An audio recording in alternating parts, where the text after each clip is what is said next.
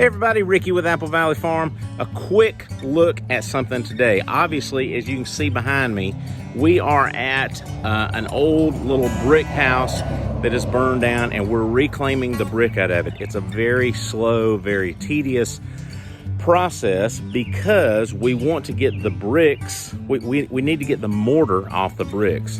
And if you've ever tried to do this, you know that can really be a tedious, time-consuming job, but it's really not that bad. Let me just show you, in case you're unfamiliar with it, I'm going to show you a really quick way, really easy way to get the mortar off of these reclaimed bricks.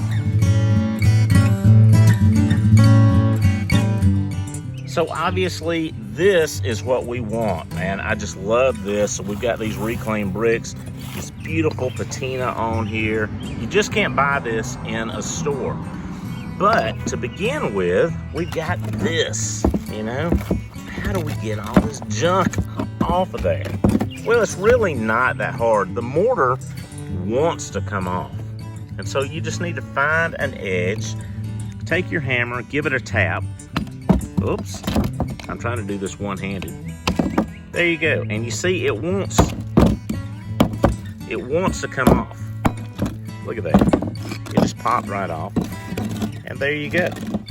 It's ready to rock and roll. And we'll move on, we'll do this about 15,000 more times today. All right, that was it, pretty easy. Hey, I hope that helps you. If you're doing some brick reclaiming, that mortar can just be a pain, but it really does come off pretty easy. If you just get you a hammer or a chisel or something, find you an edge, give it a tap, it'll pop right off. Thanks a lot. Hope you have a great day. Come back, see us again. We'll do some more stuff like this next time. See you later.